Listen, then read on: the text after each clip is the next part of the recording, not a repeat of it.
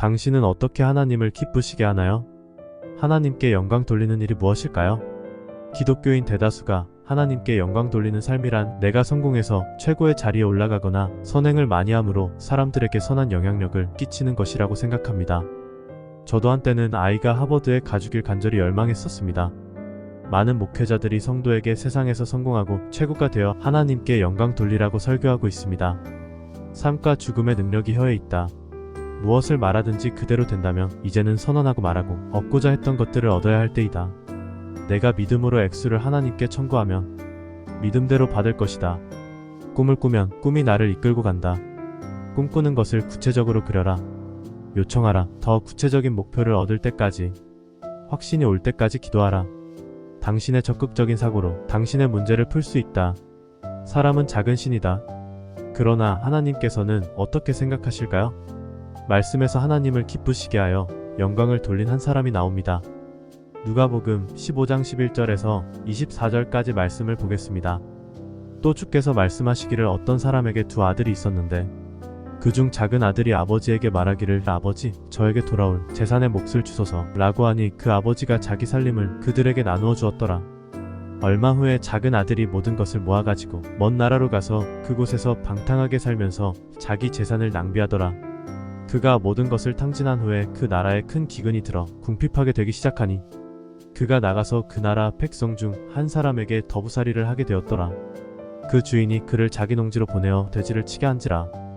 그가 돼지가 먹는 곡식 껍질로 배를 채우고자 하였으나 그에게 주는 사람은 아무도 없더라. 그때 그가 자신을 돌아보고 말하기를 내 아버지의 많은 품꾼들은 먹을 것이 풍족하고도 남는도다. 그런데 나는 굶어 죽어가는도다.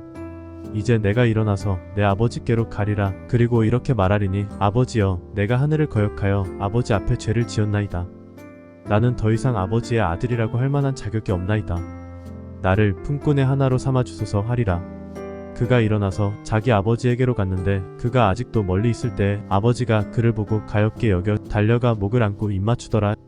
그때 그 아들이 아버지에게 말하기를 아버지여 내가 하늘을 거역하여 아버지 앞에 죄를 지었나이다. 나는 더 이상 아들이라고 할 만한 자격이 없나이다 라고 하더라. 그러나 그 아버지가 자기 종들에게 말하기를 가장 좋은 옷을 가져다가 그에게 입히고 손에 가락지를 끼우고 발에 신을 신기라.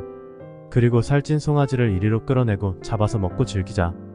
이는 이 내 아들이 죽었다가 다시 살아났으며 또 잃어버렸다가 찾았음이라고 하니 그들이 즐거워하더라.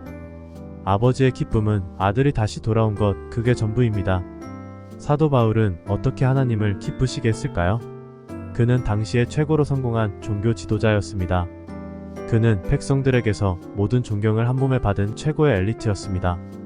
그것으로 하나님께 영광을 돌리던 사람이었습니다.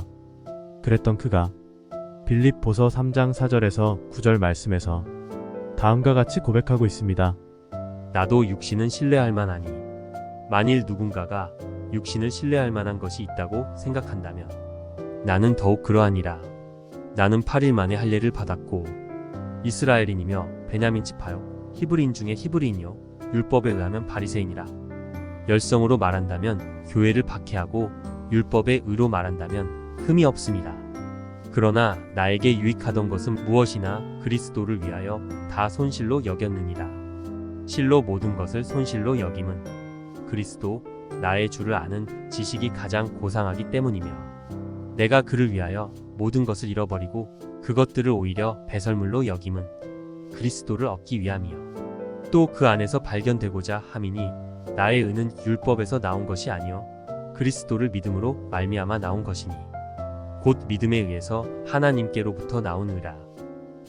그는 예수님을 위해 영적인 자산을 배설물처럼 버리고 오직 십자가만을 자랑하며 살았습니다.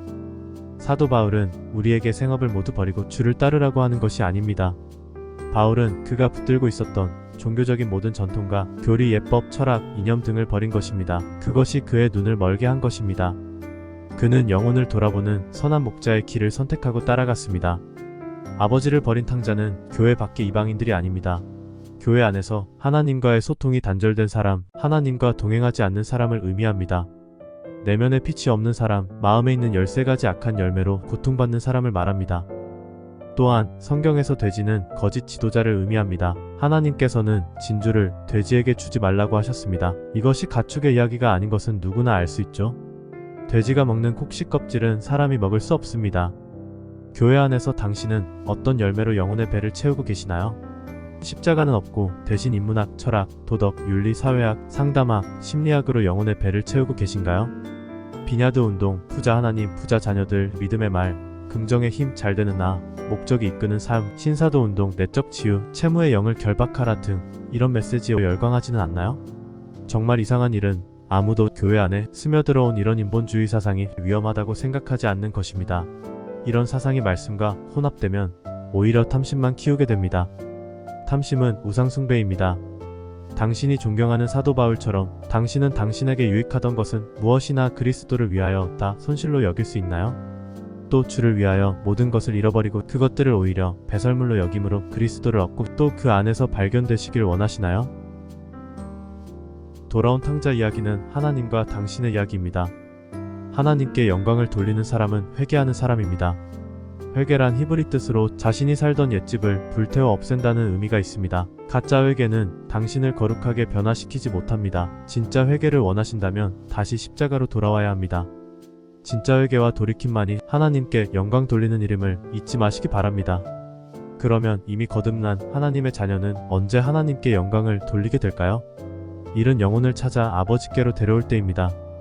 하나님의 영광을 구하는 기도는 영혼의 구원을 구하는 것이요. 내 눈이 주의 영광을 보는 일은 환상과 기적이 아니라 영혼의 구원을 목도하는 순간입니다. 하나님의 머릿속에는 온통 구원뿐입니다. 아버지는 오늘도 한 영혼이라도 돌아오길 원하십니다. 멀리서 당신이 오는지 간절하게 기다리고 계십니다. 그냥 더러운 채로 죄인인 채로 있는 모습 그대로 아버지께 돌아가세요. 그리고 하나님의 눈동자에 당신의 눈높이를 맞추시기 바랍니다. 누가복음 15장 4절부터 7절. 너희 가운데 누가 양 100마리를 가졌는데 그 중 한 마리를 잃었다면 99마리를 광야에 두고 그 잃어버린 양을 찾을 때까지 찾아다니지 아니하겠느냐? 그러다가 그가 그 양을 찾으면 자기 어깨에 메고 기뻐하며 집에 들어와서는 친구들과 이웃들을 함께 불러서 말하기를 내가 잃어버린 양을 찾았으니 나와 함께 기뻐하자고 하리라. 내가 너희에게 말하노니 이와 같이 하늘에서는 회개할 필요가 없는 99의 의인들보다 회개하는 한 사람의 죄인들을 더 기뻐하리라. 고린도전서 1장 21절. 하나님의 지혜에 있어서는 세상이 그 지혜로 하나님을 알지 못하였기에 하나님께서 복음 전파의 어리석음으로 믿는 자들을 구원하시기를 기뻐하셨느니라. 고린도후서 12장 10절. 그러므로 내가 그리스도를 위하여 약한 것들과 모욕과 궁핍과 박해와 공경을 기뻐하노니 이는 내가 약할 때 곧 내가 강하기 때문이라.